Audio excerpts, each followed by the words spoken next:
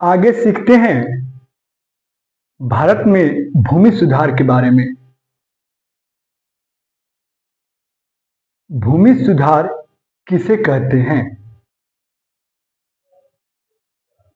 जैसा कि हम जानते हैं कि भूमि एक प्राकृतिक संसाधन है और यह एक सीमित संसाधन भी है। अब इस प्राकृतिक संसाधन और सीमित संसाधन को अगर वैज्ञानिक तरीका से, कुशलता से, नए टेक्नोलॉजी का प्रयोग करके इस भूमि पर अधिकतम इसका उपयोग किया जाए तो इसे ही भूमि सुधार कहते हैं। जब भूमि पर नए टेक्नोलॉजी का प्रयोग करके वैज्ञानिक तरीका से उस भूमि को अधिकतम रूप से अगर हम उपयोग करते हैं तो इसे ही भूमि सुधार कहते हैं। अब इतिहास के आईनों में चलते हैं, इतिहास के पीछे चलते हैं।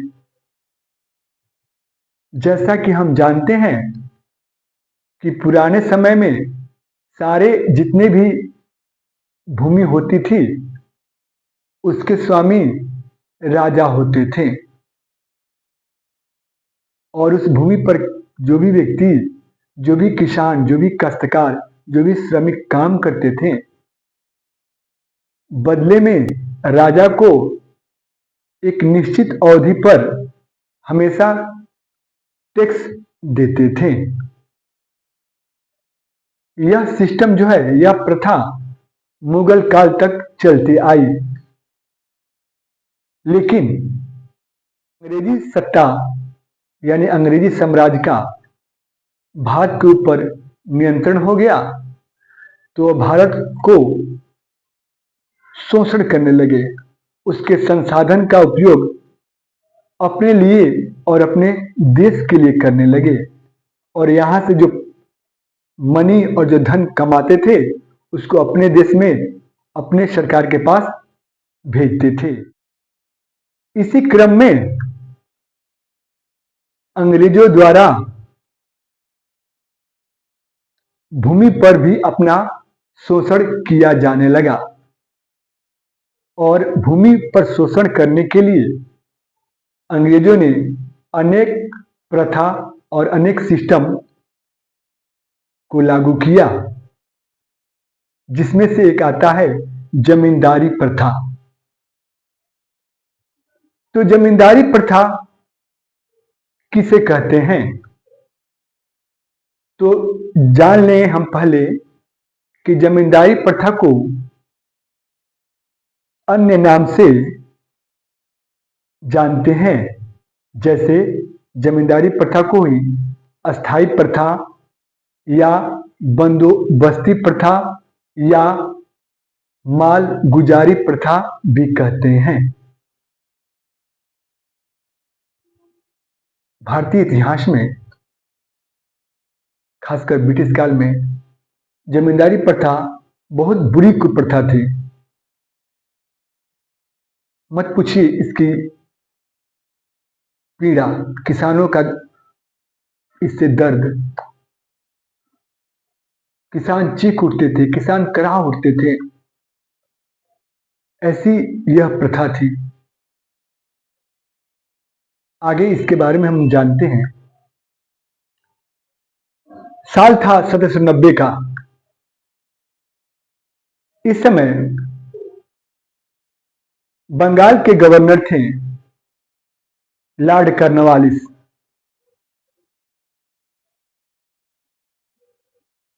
उसकी वह बहुत कुटिल और बहुत धूर्त गवर्नर था। उसने अनेक तरह से भारत में शोषण करना प्रारंभ किया। इसी क्रम में उसने भारतीय भूभाग पर, खास करके बिहार, बंगाल, उड़ीसा, उस समय एक प्रांत सोने की चिड़िया कहलाती थी, तो बिहार, बंगाल, उड़ीसा, बनारस, मध्य भारत और उत्तर कर्नाटक के क्षेत्र में इसने एक प्रथा लागू किया था, जिस प्रथा में एक जमींदार नामक पद को सृजित कर दिया, जिसको यानी उस जमींदार को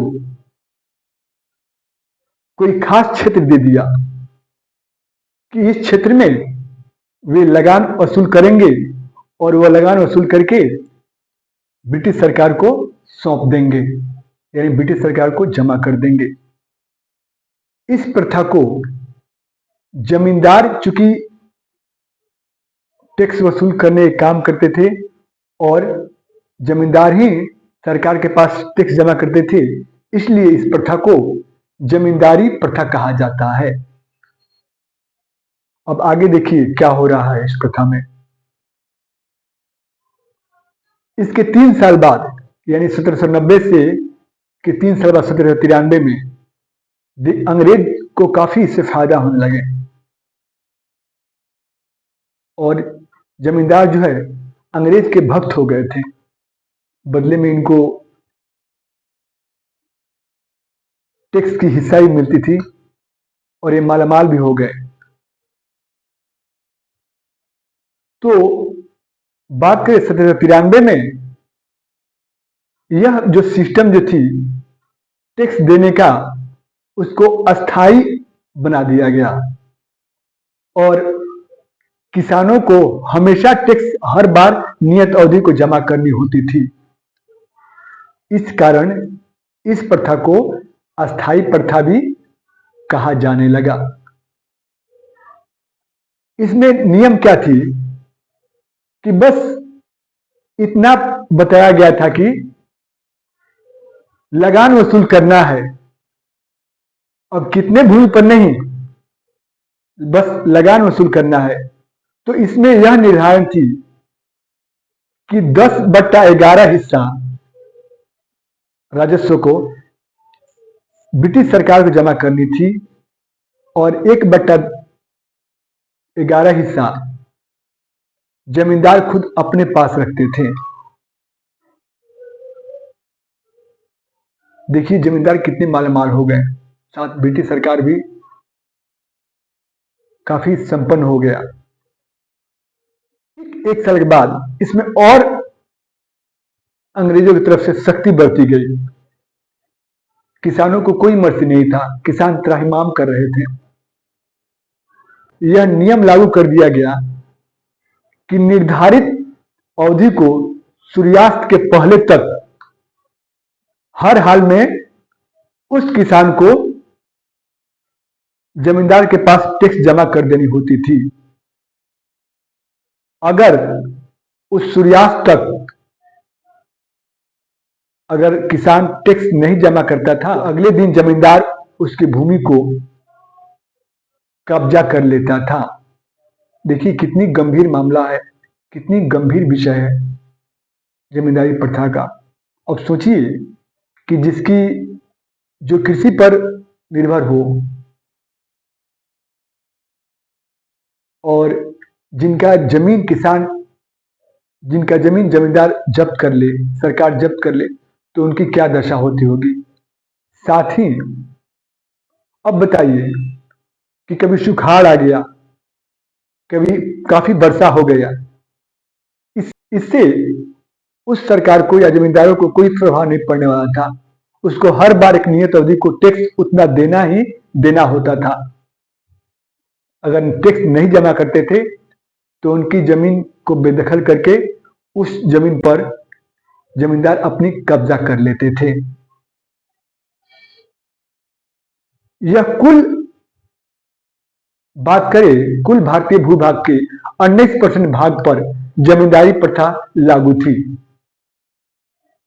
इसके क्या क्या प्रभाव हुए, इसके दूरगामी प्रभाव हमारी अर्थव्यवस्था और इतिहास में देखने को मिलता है। किसान पर जो प्रभाव हुआ तो आपके सामने है। किसान को भूमि से बेदखल कर दिया जाता था।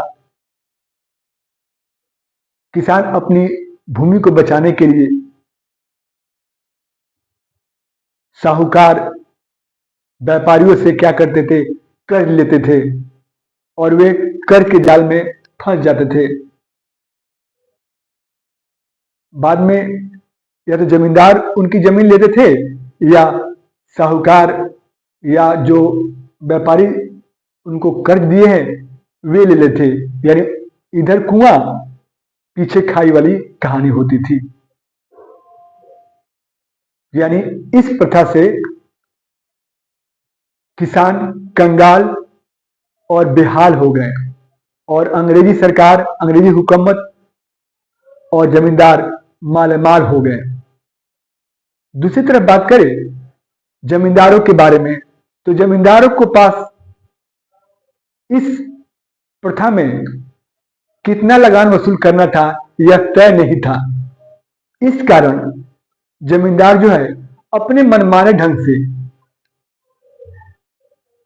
ज्यादा टैक्स वसूल करते थे और सरकार को कम टैक्स जमा करते थे और अपने टैक्स ज्यादा रख लेते थे।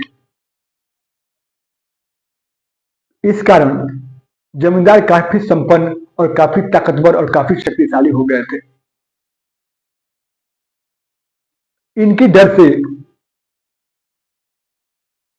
किसानों में काफी खौफ हो गया था, खौफ था। कल्पना कीजिए कि कितना गंभीर बात थी, कितना गंभीर समस्या थी उस समय। कोई बोलने वाला नहीं था, कोई किसानों का मसीहा नहीं था। दूसरी तरफ बात प्रथा से अंग्रेजी सरकार पर क्या प्रभाव पड़ा। अंग्रेजों को काफी धन राजस्व के रूप में मिलने लगा और उनको बदले में किसानों को कोई लाभ, किसानों के हित के लिए कोई ध्यान नहीं देना पड़ता था। उनका केवल और केवल काम था लूट खसोट कर ज्यादा से ज्यादा राजस्व की इकट्ठा करना। एक प्रभाव इसमें क्या हुआ था, एक नए वर्ग का उदय हो गया। चूंकि सूर्यास्त नियम जब बना तो किसान जो है अपने भूमि को बचाने के लिए किसी किसी से कर्ज लेने लगे। तो क्या हुआ, समाज में एक नए वर्ग का उदय हो गया जो व्यापारी वर्ग या शाहूकार वर्ग कहलाए।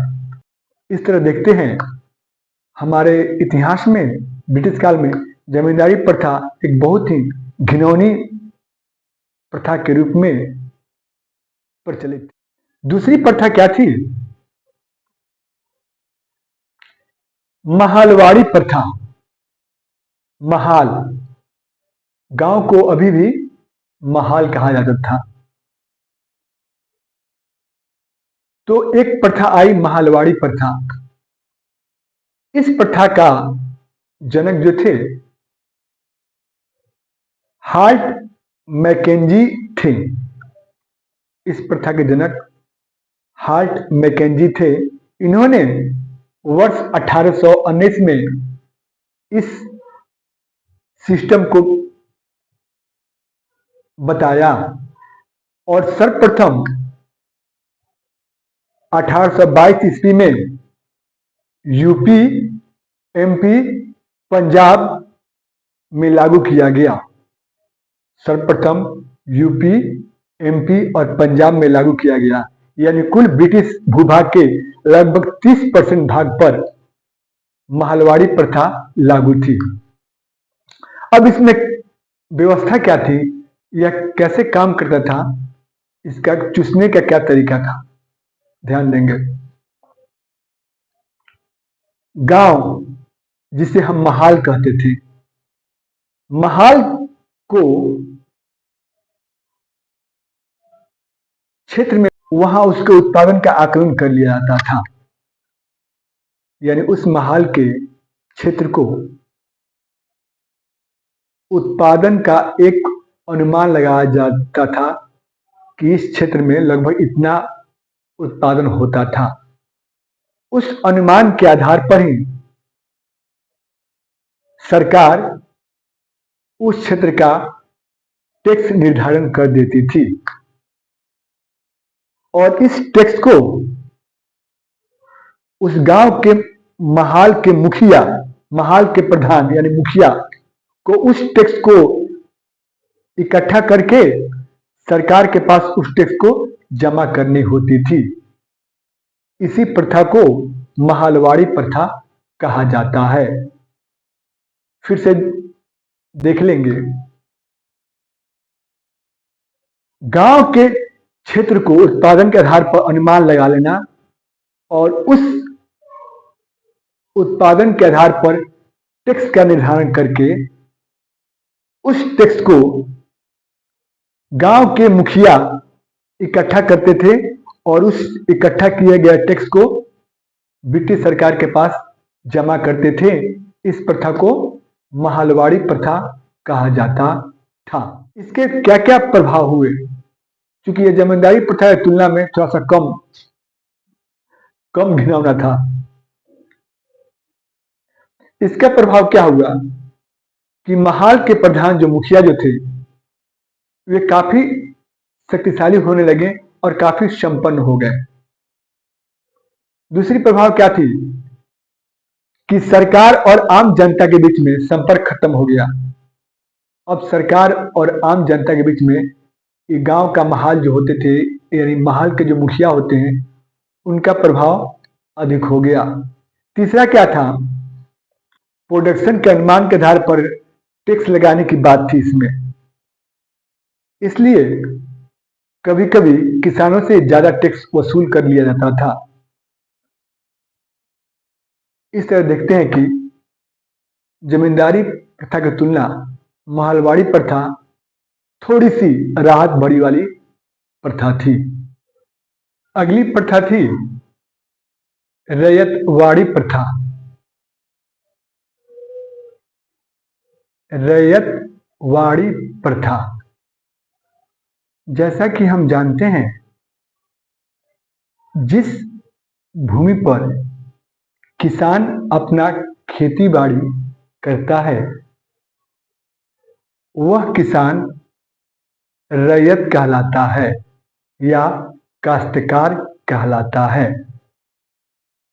तो इस प्रथा में प्रत्येक रैयत को या भूधारक को अपनी जमीन सरकार के पास पंजीकृत कराया जाता था। प्रत्येक भूधारक को इस प्रथा के अंतर्गत अपनी जमीन सरकार के पास रजिस्ट्रेशन कराया जाता था तथा उस जमीन के हिसाब से सरकार टैक्स निर्धारण करता था और उस टैक्स को किसान द्वारा नियत अवधि को सरकार के पास जमा करना होता था। इस प्रथा को रैयतवाड़ी प्रथा कहते हैं। स्पष्ट है? प्रथा में मिडिल मैन यानी मीडिएटर यानी मध्यस्थ की भूमिका खत्म हो गई। इसमें सरकार सीधे जनता से अपना टैक्स लेता था। अब यह प्रथा कैसे जन्म ली? तो रैयतवाड़ी प्रथा वर्ष 1792 में कर्नल रीड एक प्रशासनिक ऑफिसर थे, तो इन्होंने वर्ष 1792 में मद्रास के 12 महल में इसको लागू किया और इसकी सफलता को देख करके बाद में पूरे मद्रास में मद्रास के गवर्नर टॉमस मुनरो ने लागू किया। इसके बाद मद्रास के अलावा मुंबई, कर्नाटक और असम के कुछ भाग में भी यह रैयतवाड़ी प्रथा लागू था। यानी बात करें तो कुल भारतीय भूभाग के यानी कुल ब्रिटिश भूभाग के लगभग 51% क्षेत्र में यह रैयतवाड़ी प्रथा लागू थी और यह 30 वर्षों के लिए लागू की गई थी। अब सवाल उठता है कि किसान को कितना टैक्स देना होता है। तो इसमें कुल उपज का 1/3 हिस्सा सरकार को टैक्स देना होता था। अगर टैक्स नहीं देते थे तो सरकार दो काम करती थी, या तो उसकी जमीन छीन लेती थी या टैक्स नहीं देने पर उससे अधिक प्रोडक्शन करने के लिए बाध्य किया जाता था। आखिर में यह सिस्टम क्यों लाई गई? यह सिस्टम लाई गई जमींदारों के बढ़ते हुए प्रभाव को खत्म करने के लिए। साथ ही सरकार और जनता के बीच में कोई मिडिलमैन, कोई मध्यस्थ नहीं रहे, इसलिए इस प्रथा को लाया गया। स्पष्ट है, यह कुल ब्रिटिश भूभाग के 51% भाग पर लागू थी। यह प्रारंभ में 30 वर्षों के लिए लागू किया गया था और इसमें कुल प्रोडक्शन का 1/3 भाग सरकार को देना होता था। इसका मुख्य उद्देश्य था कि जमींदारी प्रथा में जमींदारों की काफी बोलबाला हो गई थी, काफी उनकी वर्चस्व हो गई थी, उनको वर्चस्व को खत्म करना था और सरकार और कृषक के बीच में कोई मिडिलमैन नहीं रहे, इसको लागू करना था। कुल मिलाकर देखें तो रैयतवाड़ी प्रथा थोड़ी सी जमींदारी प्रथा की तुलना में कहे तो एक सकारात्मक ब्रिटिश पहल थी। अब इसके प्रभाव के बारे में देखते हैं, इससे क्या प्रभाव हुए। इससे क्या हुआ कि ब्रिटिश सरकार जो है अधिक टैक्स वसूल करती थी। दूसरा प्रभाव हुआ कि जो किसान अगर सही समय पर, निर्धारित समय पर टैक्स नहीं देते थे तो उनकी जमीन को बेदखल कर दी जाती थी, या बेदखल नहीं होने की स्थिति में उनको अधिक उपज करने के लिए बाध्य किया जाता था, अधिक उत्पादन करने के लिए बाध्य कर दिया जाता था। और साथ ही अधिकांश क्षेत्रों में टैक्स की दर यानी राजस्व की दर काफी ऊंचा थी।